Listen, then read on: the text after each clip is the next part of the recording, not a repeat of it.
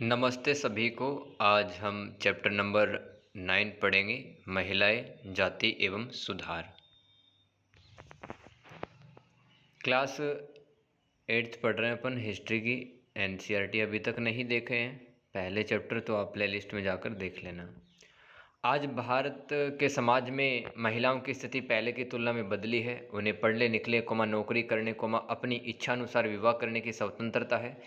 विधवा महिलाएं पुनः विवाह कर सकती हैं। पुरुषों की तरह वोट डालने चुनाव लड़ने का अधिकार उनको आज है। यानी कि आज तो स्थिति अच्छी है, लेकिन पहले नहीं थी तुलनात्मक रूप से। परंतु आज से लगभग 200 साल पहले स्थिति बिल्कुल उल्टी थी। ज़्यादातर बच्चों की शादी कम उम्र में कर दी जाती थी। पुरुष, चाहे वो हिंदू हो मुस्लिम हो, एक से ज़्यादा पत्नियां रख सकते थे। विधवाओं से उम्मीद की जाती थी कि वे अपने पति की चिता के साथ ही जिंदा जल जाएं। लोगों का मानना था कि यदि औरत पढ़ी लिखी होगी तो वह जल्दी विधवा हो जाएगी। ऐसी घटिया सोच थी लोगों की। केवल स्त्री पुरुष के बीच ही फर्क नहीं था, अपितु ज़्यादातर इलाकों में लोग जातियों में बटे हुए थे, जैसे कि ब्राह्मण, क्षत्रियों में, इनमें भी मतलब अलग अलग जातियों में लोग बटे हुए थे। और वैश्य शूद्रों, इनमें भी अलग अलग जातियाँ थी। जैसे कि वैश्य वर्ण में व्यापार महाजनी से जुड़ी जातियाँ, और शूद्र वर्ण में काश्तकार, बुनकर और कुम्हार आदि जातियाँ।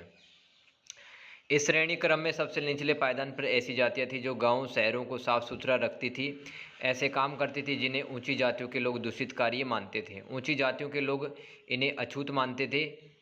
इन्हें मंदिर में प्रवेश करने, ऊंची जातियों द्वारा इस्तेमाल वाले कुओं से पानी निकालने व ऊंची जातियों के आधिपत्य वाले घाट तालाबों पर नहाने की छूट नहीं थी।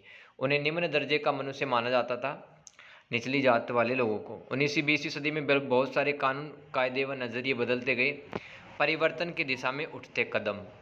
19वीं सदी में संचार की नई तकनीकों के विकास से सामाजिक रीति रिवाजों मूल मान्यताओं चर्चाओं का स्वरूप बदला। पहली बार किताबें, अखबार, पत्रिकाएं, पर्चे तथा पुस्तिका छप रही थी।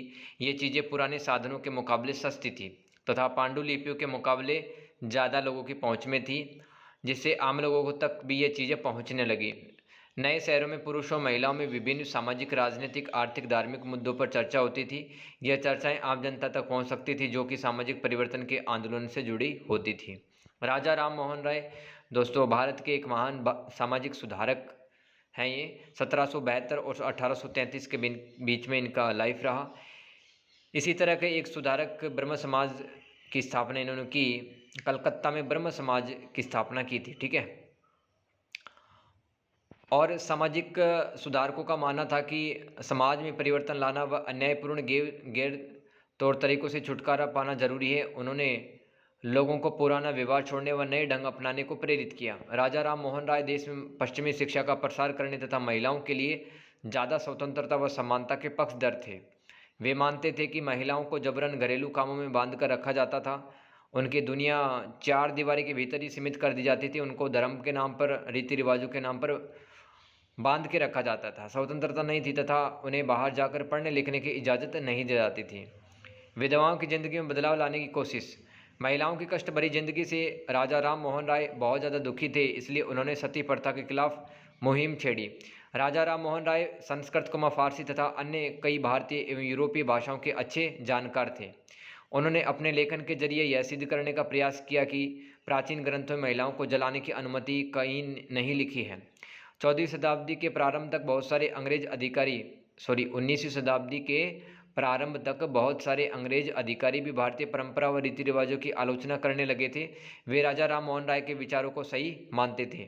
फलस्वरूप 1829 में सती प्रथा पर पाबंदी लगा दी गई। विलियम बेंटिक ने भारत में सती प्रथा को गैर कानूनी, इलीगल घोषित कर दिया था।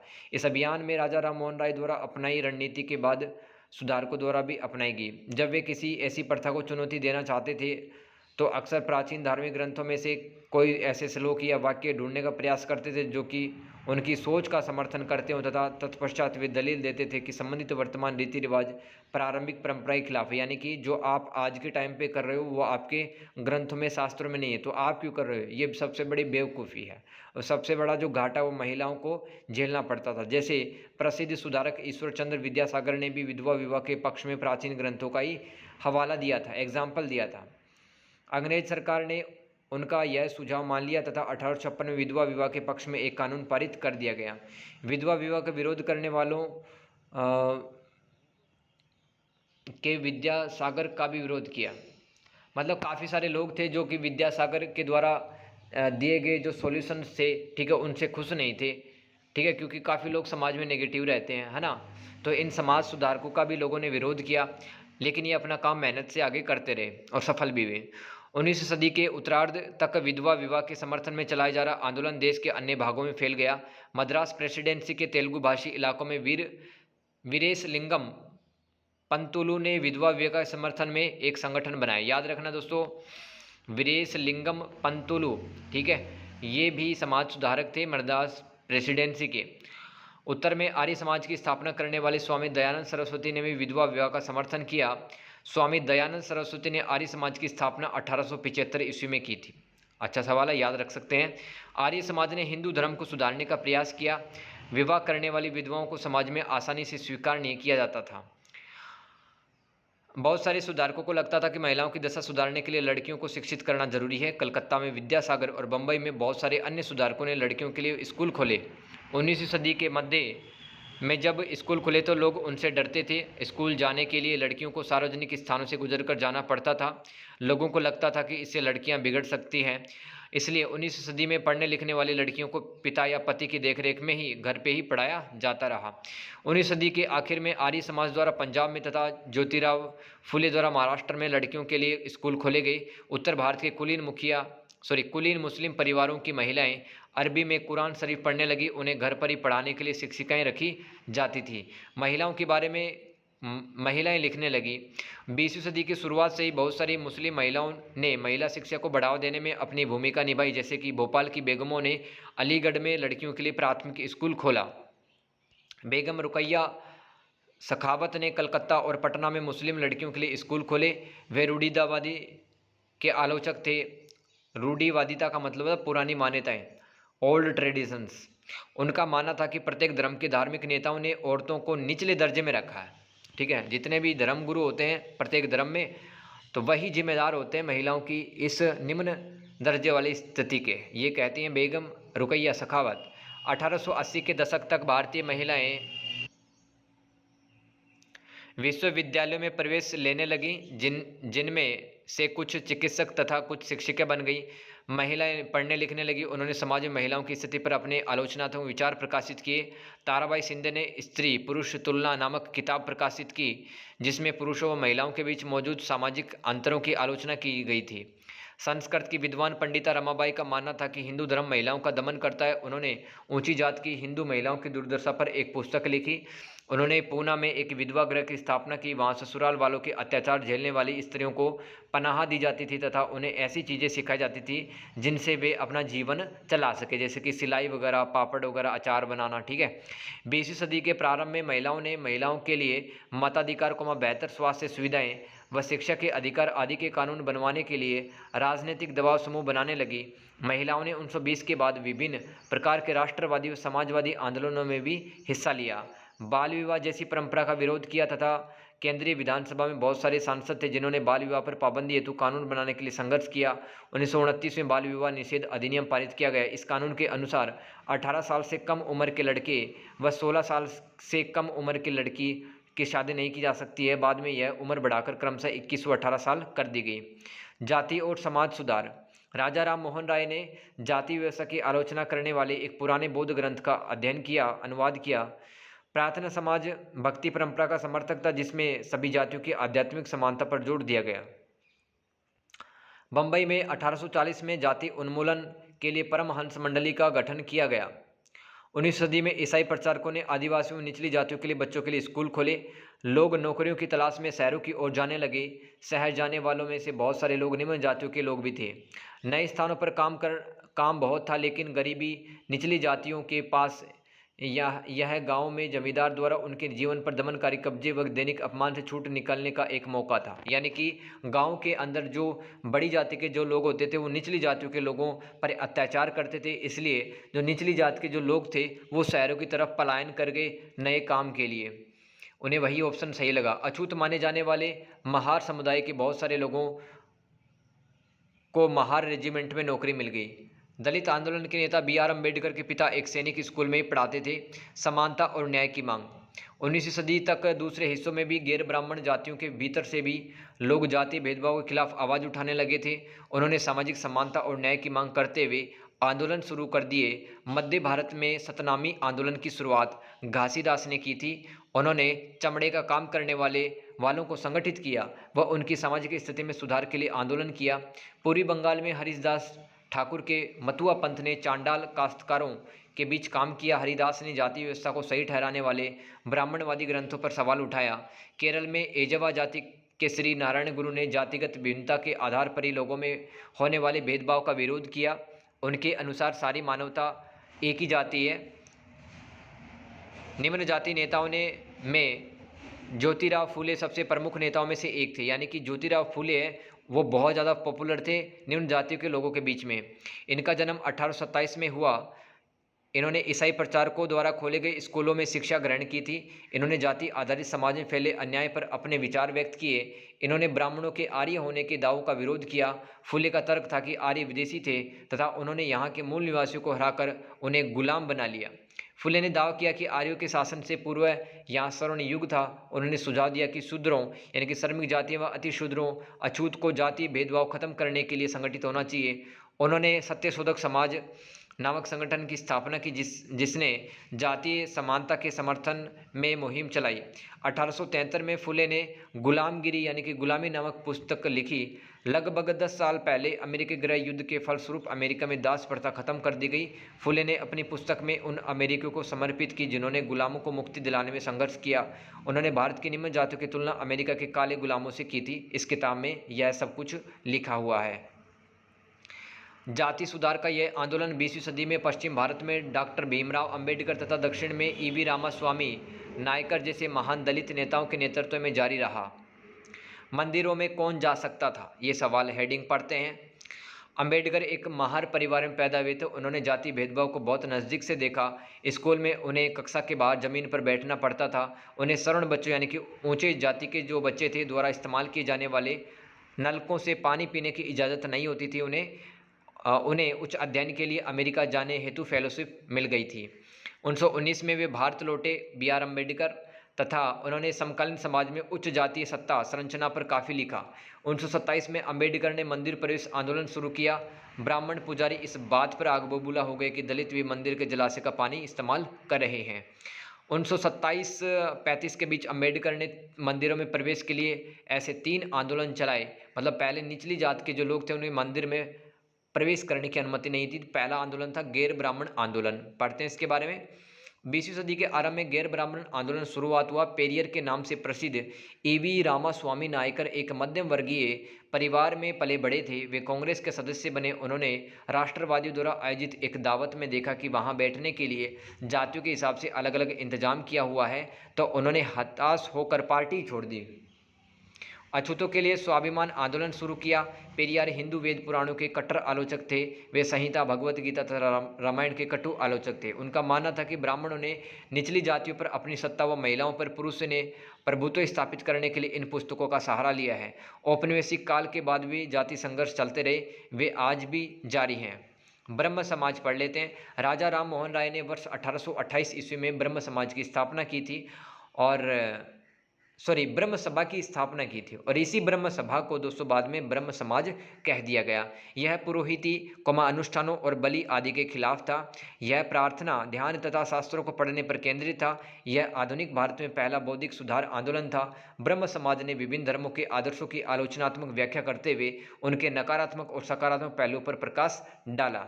आगे चलते हैं और धार्मिक सुधार आंदोलन देख लेते हैं, जैसे डेरोजियो एवं यंग बंगाल।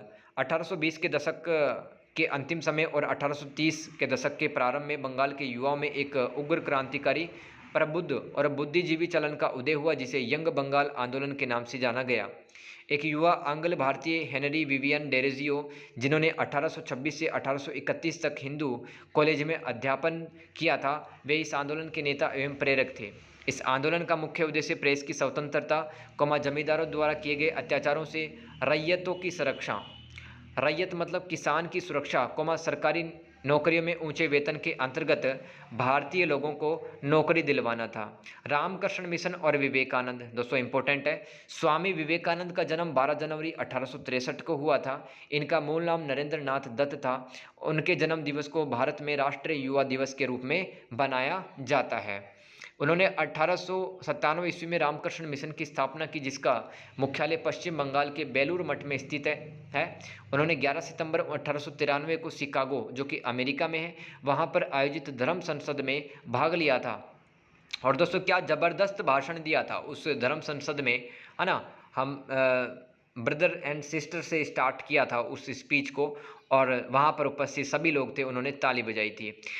रामकृष्ण मिशन एक हिंदू धार्मिक और आध्यात्मिक संगठन है जो रामकृष्ण आंदोलन या वेदांत के रूप में जाने जाने वाला विश्वव्यापी आध्यात्मिक आंदोलन का मूल रूप है। इस मिशन का नाम भारतीय संत रामकृष्ण परमहंस के नाम पे रखा गया। अपने देशवासियों की निर्धनता और दुर्दशा से दुख हुआ। उनका मानना था कि मानव जाति को जिन समस्याओं का सामना करना पड़ रहा है उन पर तभी काबू पाया जा सकता है जब विश्व के सभी राष्ट्र एक समान धरातल पर एक साथ आएं। उन्होंने युवाओं को एक साथ होने का उपदेश दिया। प्रार्थना समाज की स्थापना 1867 में आत्माराम पांडुरंग ने की थी। प्रार्थना समाज ने महाराष्ट्र के पुनः जागरण में बहुत महत्वपूर्ण भूमिका निभाई। इसने महाराष्ट्र में धार्मिक व सामाजिक सुधार की गतिविधियों पर ध्यान केंद्रित किया। इसका मुख्य उद्देश्य भारतीय नवजागरण के दौर में धार्मिक और सामाजिक सुधार करना था। इसने महिलाओं की शिक्षा व विधवा विवाह को प्रोत्साहन दिया, मतलब सामाजिक सुधार सब किया। ठीक है, प्रार्थना समाज ने भी। वेद समाज पढ़ लेते हैं। केशव चंद्र सेन और के श्रीधरलू नायडू ने 1864 में मद्रास अथवा चेन्नई में वेद समाज की स्थापना की। वेद समाज ने जाति भेदभाव को समाप्त करने व विधवा विवाह तथा महिला शिक्षा को प्रोत्साहन करने के लिए काम किया। इसके सदस्य एक ईश्वर के अस्तित्व में विश्वास रखते थे। उन्होंने रूढ़िवादी हिंदुत्व के अंधविश्वासों और अनुष्ठानों की सख्त निंदा की। अलीगढ़ आंदोलन 1857 की क्रांति के बाद उत्तर प्रदेश के अलीगढ़ जिले में इस आंदोलन की शुरुआत सर सैयद अहमद खान के द्वारा की गई। इसका उद्देश्य क्या था दोस्तों? मुस्लिम समुदाय में पश्चिमी शिक्षा शैली को बढ़ावा देना। ठीक है, ये इसका उद्देश्य था। इनके अनुसार, सर सैयद अहमद के अनुसार, मुस्लिम समुदाय का सामाजिक जीवन पश्चिमी वैज्ञानिक ज्ञान व शैली को अपनाकर और बेहतर हो सकते हैं। इस हेतु अलीगढ़ मुस्लिम विश्वविद्यालय की स्थापना 1920 में भी कर दी गई। देखो, सर सैयद अहमद ने 1864 में अलीगढ़ में साइंटिफिक सोसाइटी की भी स्थापना की ताकि मुसलमान पश्चिमी शिक्षा को सीख सकें तथा उनमें वैज्ञानिक प्रवृत्ति पैदा हो सके, यानी कि साइंटिफिक टेम्परामेंट भी डेवलप हो और अंग्रेजी भी पढ़ें। ठीक है, इसके लिए अलीगढ़ में साइंटिफिक सोसाइटी की स्थापना की गई थी। सर सैयद अहमद खान धार्मिक सहिष्णु व्यक्ति थे और अज्ञानता तर्कहीनता के खिलाफ बोलते थे। उन्होंने पर्दा प्रथा, बहुविवाह तथा 3 तलाक की निंदा की। 1877 में, ये इंपॉर्टेंट पॉइंट है दोस्तों, 1877 में सर सैयद अहमद खान ने मोहम्मडन एंग्लो ओरिएंटल कॉलेज की स्थापना की, जिसे 1920 में क्या नाम दे दिया गया? अलीगढ़ मुस्लिम यूनिवर्सिटी। ठीक है, सिंह सभा आंदोलन देख लेते हैं। सिंह सभा आंदोलन का उद्देश्य सिख समाज में उपस्थित कुरीतियों को या बुराइयों को दूर करना तथा अन्य धर्मों में परिवर्तित हो चुके धर्म त्यागियों को वापस सिख धर्म में शामिल करना था। ये इसका उद्देश्य था सिंह सभा का। 1873 में अमृतसर तथा 1879 ईस्वी में लाहौर में सिंह सभाओं का गठन किया गया। इन सभाओं में सिखों को आधुनिक ज्ञान के साथ साथ धर्म के सिद्धांत भी पढ़ाए जाते थे। 1892 ईस्वी में इस हेतु अमृतसर में खालसा कॉलेज की भी स्थापना की गई। क्वेश्चन आंसर देख लेते हैं। निम्नलिखित लोगों ने किन सामाजिक विचारकों का समर्थन व प्रसार किया था? ठीक है, तो पहला है, इसमें पूछा है राजा राम मोहन राय। तो दोस्तों यहाँ पे लिख सकते हैं कि इन्होंने ब्रह्म समाज की स्थापना की थी, सती प्रथा का विरोध किया था। ऐसे ही दयानंद सरस्वती के बारे में पूछा है, क्या एफर्ट किए, क्या प्रयास किए? इन्होंने आर्य समाज की स्थापना की और विधवा विवाह का समर्थन किया था। ऐसे ही दोस्तों दक्षिण भारत के वीरेशलिंगम पंतुलू जी के बारे में पूछा है, तो इन्होंने विधवा पुनर्विवाह को सपोर्ट किया था। ऐसे ही दोस्तों ज्योतिराव फुले जी के बारे में पूछा है, तो ये सत्य शोधक समाज को इन्होंने संगठित किया, जाति आधारित समाज की भी आलोचना की। पंडिता रमाबाई महिला अधिकारों पर बात की, पुणे में विधवा गृह की स्थापना की। पेरियार जी ने हिंदू धर्म ग्रंथों की आलोचना की, स्वाभिमान आंदोलन चलाया पेरियार जी ने। मुमताज अली मुस्लिम लड़कियों को लिए शिक्षा को प्रोत्साहित किया। ईश्वर चंद्र विद्यासागर ने महिला शिक्षा को आगे बढ़ाया। इस तरह से आप लिख सकते हैं। ठीक है, तो ये वाला सवाल है वो अपना कंप्लीट होता है क्वेश्चन नंबर 1। आगे चलते हैं, क्वेश्चन नंबर 2 सही और गलत बताना है। जब अंग्रेजों ने बंगाल पर कब्जा किया तो उन्होंने विवाह गोद लेने संपत्ति उत्तराधिकार आदि के बारे में नए कानून बना दिए। बिल्कुल सही है। दूसरा स्टेटमेंट, समाज सुधारकों को सामाजिक तौर तरीकों में सुधार लाने के लिए प्राचीन ग्रंथों से दूर रहना पड़ता था। नहीं, वो प्राचीन ग्रंथों की ही कोई बात है, वो जनता को समझाते थे कि आपके धर्म ग्रंथों में ये लिखा है तो आप क्यों बुराइयों में पड़े हो। ठीक है, आगे तीसरा कथन है गए सुधारकों को देश के सभी लोगों का पूरा समर्थन मिलता था। नहीं मिलता था दोस्तों, है ना। मिलता तो फिर पूरे देश में बुराइयां खत्म हो जाती, राइट। और अभी भी कुछ बुराइयां बची है जिनको अपनी दूर करना है। क्वेश्चन देखते हैं, बाल विवाह निषेध अधिनियम 1829 में पारित किया गया था। बिल्कुल सही है। तो दोस्तों इस तरह से हमने ये चैप्टर नंबर 9 को कंप्लीट कर लिया है। बड़ा इंटरेस्टिंग चैप्टर था, इंफॉर्मेटिव चैप्टर था। ठीक है, अगर दोस्तों कंटेंट आपको पसंद आता है, ठीक है, तो आप इसे लाइक कर सकते हो, कमेंट कर सकते हो, अपने दोस्तों के साथ शेयर कर सकते हो। मिलते हैं चैप्टर नंबर 10 में, तब तक के लिए God bless you and thank you so much.